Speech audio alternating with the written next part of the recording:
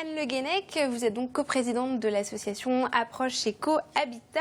Est-ce que vous pouvez tout d'abord nous expliquer ce qu'est un matériau écologique ?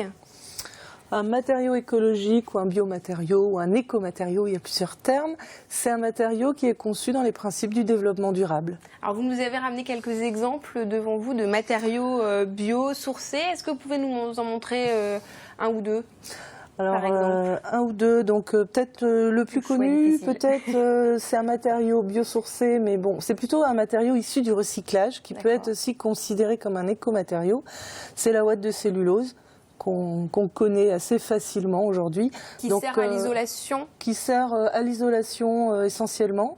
Donc on l'a en panneau ou on l'a en insufflation. Okay. Donc c'est un matériau issu des journaux, c'est du recyclage. D'accord. Un autre matériau ? Alors, on a, là aussi c'est du recyclage, c'est important d'en parler. C'est un matériau qui s'appelle du métis. C'est issu de fibres de vêtements recyclés et pour l'isolation.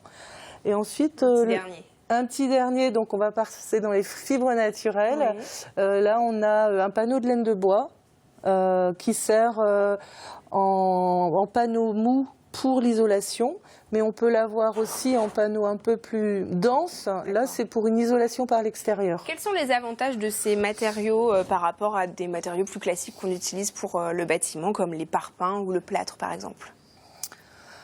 Alors, le parpaing, déjà, c'est un matériau qui va servir à la structure. Donc, on va en matériaux biosourcés.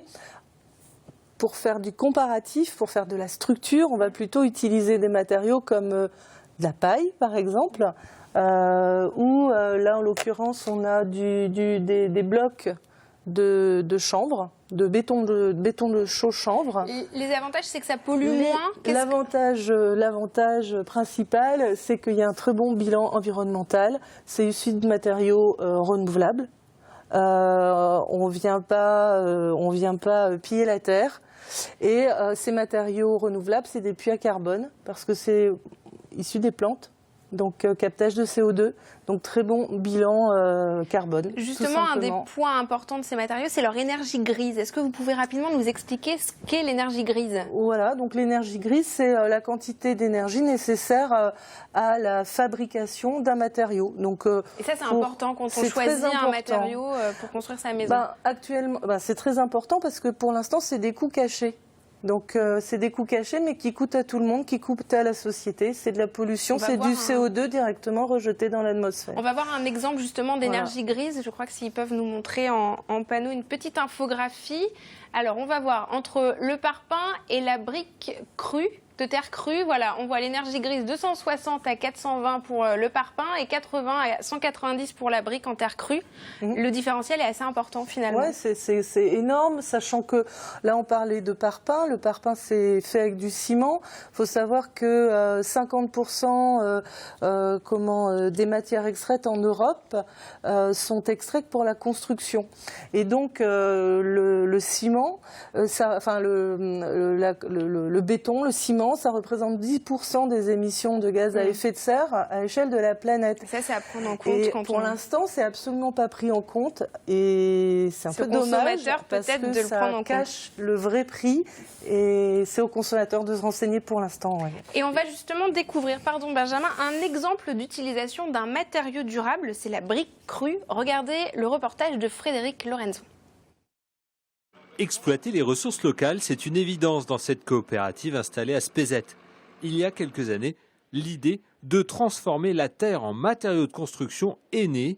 La coopérative a acheté cette drôle de remorque au Nouveau-Mexique, de l'autre côté de l'Atlantique, pour réaliser des BTC, des briques de terre crue. Voilà, c'est une machine, c'est ce qu'on appelle une presse ambulante. Où il y a un tracteur qui vient baigner de la terre dessus, il y a une petite pente. Il y a 3 vérins qui sont retirés, donc la terre tombe. Après, une fois que la dose de terre est passée dans le moule, ça compresse comme ça et voilà, ça va sur un petit plateau et voilà, on a des briques de terre qui sortent de la machine. Espace de démonstration avec ce mur réalisé en BTC qui permet de découvrir les nombreux avantages de la terre. Chaque brique peut absorber un demi-litre d'eau sous forme de vapeur, donc l'absorber et la restituer ensuite. Donc on va dire que c'est l'ancêtre de la VMC, qui coûte quand même moins cher et puis qui est plus écologique.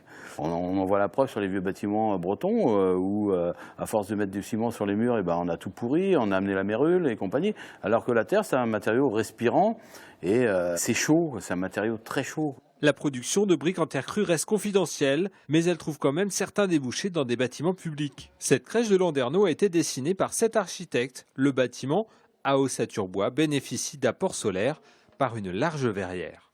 Les briques de terre compressées sont essentiellement utilisées à l'intérieur.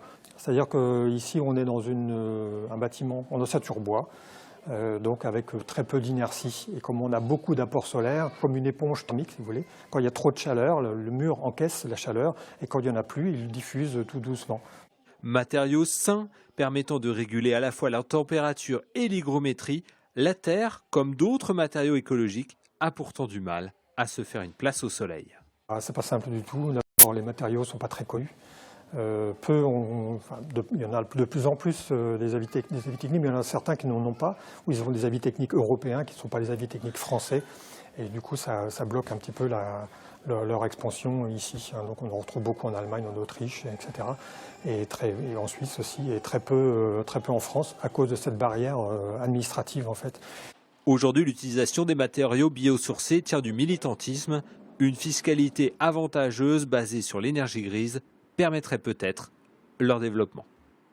Benjamin, avant le reportage, vous avez une question pour notre invité, allez-y. Oui, en fait, si moi je veux refaire une chambre chez moi, où est-ce que je trouve ces matériaux-là? Où est-ce qu'ils sont disponibles? Où est-ce que le grand public peut les acheter? Alors, il y a beaucoup de matériaux qui sont accessibles.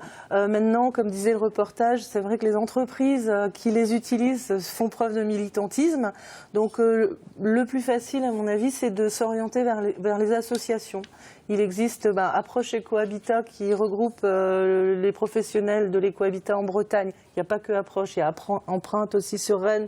Il y a tout un réseau. C'est de se rapprocher de ces associations qui vous orienteront vers des professionnels qui, eux, ont la maîtrise de ces techniques. Parce que poser un autre type d'isolant industrialisé, c'est plus facile que poser ce type de matériaux. Il faut être conseillé, voire faire des stages. Merci beaucoup Anne Le Guenec. On mettra quelques sites pour se renseigner sur notre site internet www.tbo.bzh. Merci beaucoup d'être venu nous parler des matériaux biosourcés.